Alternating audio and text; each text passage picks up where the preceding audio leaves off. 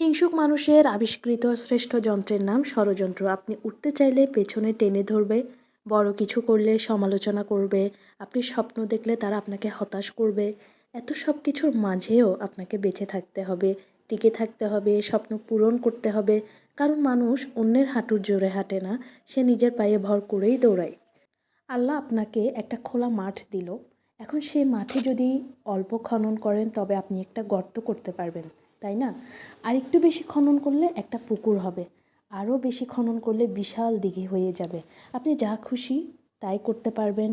আল্লাহ আপনাকে শক্তি দিয়েছে, মাঠ দিয়েছে, কিন্তু সেই শক্তি দিয়ে মাঠকে পুকুর বানাবেন নাকি দিঘি বানাবেন সেটা নির্ভর করছে আপনার সিদ্ধান্তের উপর।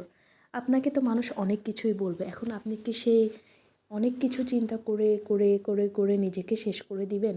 না, কখনোই না।